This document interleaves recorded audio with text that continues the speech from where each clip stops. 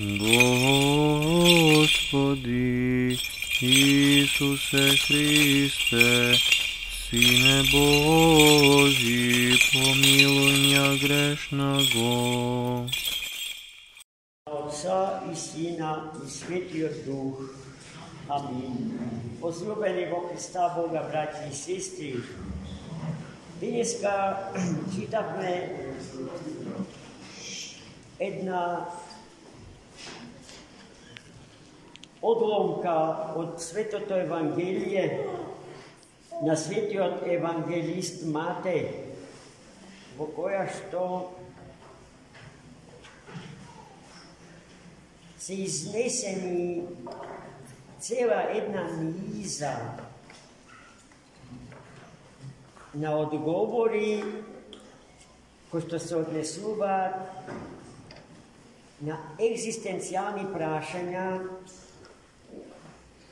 кои што кога би останале неодговорени би биле причина за огромен немир на душата човечка, за живење во овој свет со чувство на прогонетост од силите на злото, од бесите, нечистите сили, како што поинаку Светата Црква Христова ги нарекува демонските сили. Во денешното евангелско четиво, браќи и сестри, на символичен начин, прилично поетски изразен начин, Христос преку изречената парабола кон своите свети ученици не соочува со фактот дека сиот овој свет од него создаден е свет Божи и целиот можеме да го третираме како виноград Господен,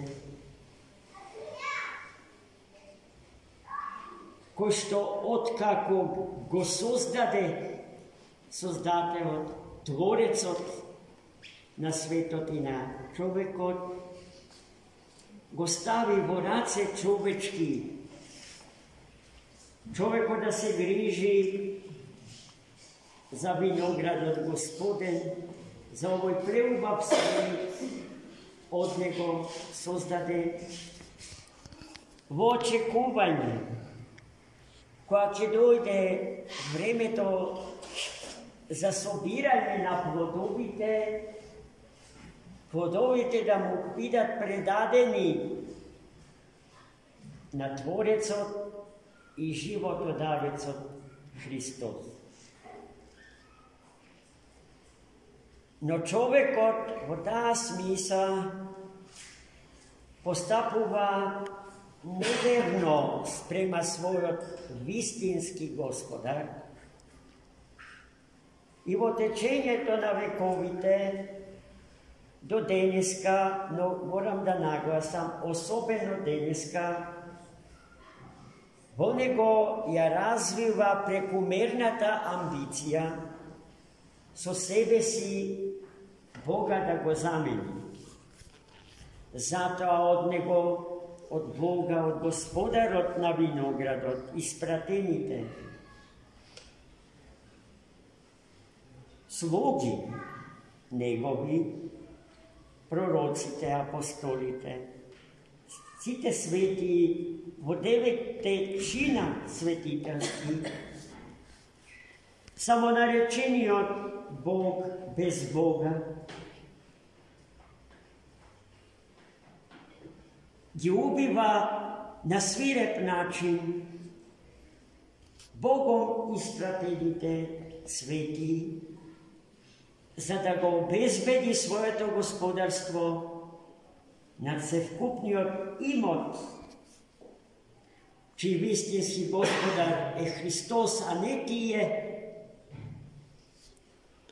Но току затоа во нив се раѓа проклетата амбиција да го приграбат тоа што не им припаѓа. И така Христос во Светото Писмо ги испраќа своите последници да го добијат делот што му припаѓа од раката на лозарите. Но тие ги убиваат сите до еден на најсвиреп начин. И начинот на убивање или ликвидирање на Божите луѓе во овој свет нам ни е познат. Имаме неброени записи на свирепоста на човекот, само обоготворен, само обожен, оној кој што сака да биде Бог без Бога, а не Бог од Бога по благодат, зашто човекот и е создан. Потоа Господарот на лозието испрати нови слуги, уште побројни од првите, и тие исто поминаа како првите. И најпосле едниот во Троица Бог реши да го испрати својот еднороден син, воплотениот Логос Божи, Христос, мислејќи дека беззаконите и богоборните луѓе и сили во овој свет ќе се засрамат од синот на Отецот и ќе го приложат оној дел од лозието од родот на лозието што на Господарот му припаѓа. Но кога го здогледа лозарите синот на Господарот, во нив се роди уште поголема амбиција да го приграбат лозието, односно овој свет во кој што ние живееме, смислувајќи гнасна елиминација на синот на Господарот. И тие, кога дојде неговиот син, го изнесоа надвор од лозието и го уби. Што ќе им направи Господарот на тие лозари? Беше прашањето што им беше поставено на учениците Христи. Ке дојде, ке ги отстрани криминалните лозари и ќе постави нови, кои што навреме ќе му го даваат, ќе му ги дават плодовите на Господарот на лозието.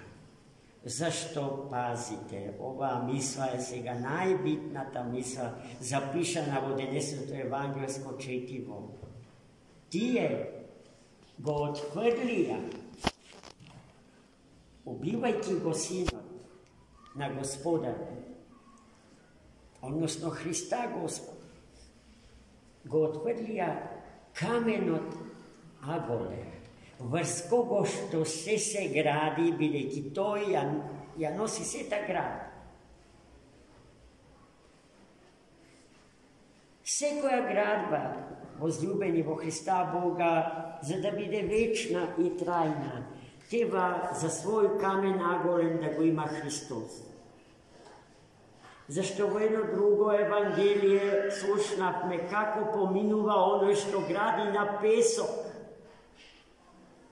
Оној што гради на песок при првото надоаѓање на водите, односно искушенијата и соблазните, водите ја однесуваат град.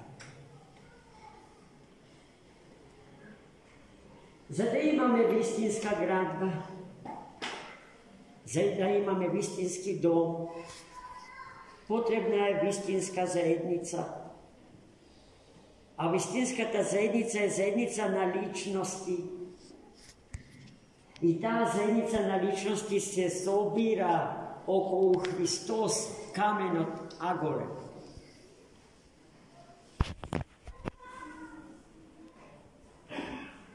Секој човек, посебно со Христа и во Христа, е силен и отпорен на сите несакани влијанија и напади.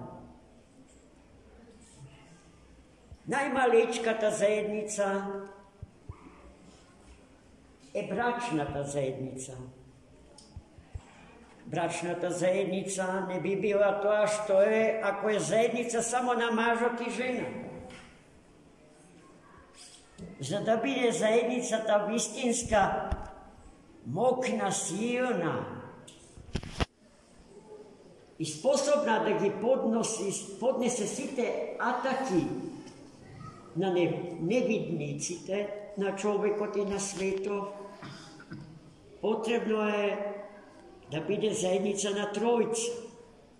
Кој е третиот во бракот? Христос, браќица. Мажот, жената и Христос. За да биде домашната црква вистинска црква, не е доволно во неа да членуваат само таткото, мајката и децата. Туку и Христос, каменот аголен на домашната црква. Ако сакам пошироката обштествена заедница да е вековита и плодотворна, илјадни сите луѓе што ја сочинуваат, треба собствените животи да ги постават на Христа Господа и Неговото свето Евангелие. Тогаш ќе имаме здраво, темелно, чврсто општество, кој што ќе биде заедница на личности, собрани околу Христа Господа, а не колектив на индивидуи, собрани околу посилниот од себе си. Зашто и силата на најсилниот меѓу луѓето е минлива и менлива и трошна, и секогаш ќе се најде некој што ќе биде посилен од него меѓу луѓето. И така Хераклитовски, Пантареи, се тече, се семенува, ликот на овој свет ќе проаѓа. А нам ни треба несмртна заедница, црква Божја. Најмили мои, цивилните власти не треба да се плашат од можноста црквата да стане држава. Тоа не го сака. Претварањето на црквата во држава е најголемо предавство на црквата. Не се тоа не и треба. Но тоа што треба да стане црква е држава. Таа треба да стане црква, за да биде вечна во Христа Господа. И на своите граѓани да им го даде се она без што тие не можат, а таа носи одговорност за тоа пред Бога и пред луѓето. Затоа факторот вера е поважен од се, најмили мои. Не треба да се бориме против верата. Имавме бројни идеологии и системи кои што се бореа против Бога и верата Божја. И сите тие се зад нас, некаде далеку, во мртвото историско минато. А Светата Црква Божја плови по немирните води на овој свет, имајќи го за цел пристаништето на мирот. вечната и несмртна држава Божја, како што блажениот Августин Ипонски го нарекува царството на троедниот Бог. Амин.